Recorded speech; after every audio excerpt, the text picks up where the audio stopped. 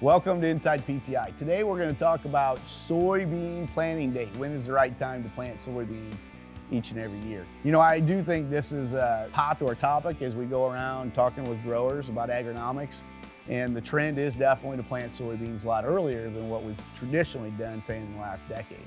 Here is some results from 2020 where early planting dates did pretty well for us. We actually, the optimum planting date was April 11th. It made 85.5 bushel beans. Going a little earlier to April 5th, I know it was a little colder, a little cooler, but we were fit, so we ran, and there really wasn't that much of a yield difference there. So I know with corn, sometimes we talk about risk reward. I don't know that I want to push it too much on corn. Beans, I will. I think there's very little risk to planting beans too early. We still have to be fit. I don't want it muddy, but if we have cool conditions, I think we can put beans in the ground and we have very little risk with it. Generally with beans, the only time I'm worried about cold temperatures is after they come up out of the ground and we're worrying about frost. But again, I think we can get in early, put beans in the ground and try to extend our growing seasons. Work pretty well. Look at optimum plant date of 85.5 bushel.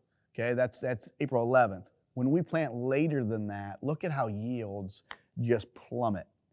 Okay, and we generally see this each and every year. So generally with beans, we've got a small window early and we've got to take advantage of it. And there are some rewards there if we can get that done. Look at the dollar values here. This is what I'm talking about with risk and reward. I pushed it too early on April 5th. How much did it cost me? About $7.89. I don't know, maybe that's a small risk right there. So I can push it on beans. I feel much more comfortable, as I mentioned before, than doing it on corn. Look on the backside of beans. We get past the April 11th optimum plant date, and look at how the dollar values escalate to some large losses. And this worries me. I remember as a kid, we would plant beans around the first week of May. And if we do that, looking at this data, there's some significant losses here. So we're trying to do things on the farm like put tile in so we can get fit early, go out and get these beans put in and try to limit some of the losses that we're seeing from late planting. This is a summary graph of 2018, 2019, and 2020.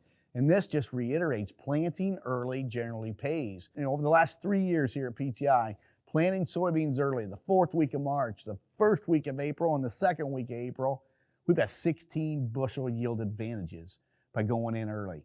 And again, look at the middle of the graph. That's that traditional plant date. A lot of times we would concentrate on planting beans after we get done with corn, and that typically would be around May 1st.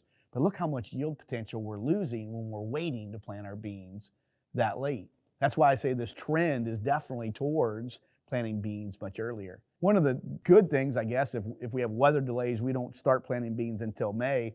I think there's little yield loss as we go later. We're only showing a 4 bushel loss. So that's kind of how it shaped up over the last 3 years. I did find it interesting as we look at the top failures of the PTI farm in 2020.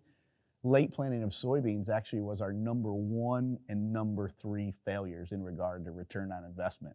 So it just goes to show you, if we can get in early, I'll take that risk because there's some big rewards with the higher yield potential. So today's Inside PTI agronomy tip of the day is early planting soybeans can offer some nice yield gains. Soybeans can be planted in colder soil temperatures. I think just the opposite of corn. Remember, soils have to be fit. We don't want to be planting in the mud. Okay, you can put all the technology on the planter. If you're going to plant in the mud, it's not going to work. The crop will be a dud. One last thing to consider is crop insurance. I know a lot of farmers will say, well, I can't plant real early because I won't be eligible for crop insurance. Check with your local crop insurance company. Most of the time, the early plant dates are associated with replant.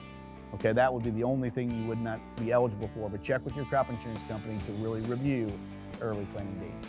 Well, that's all the time we have for today. If you have any questions, reach out to any Precision Planting Premier dealer, or you can email us at InsidePTI@precisionplanting.com.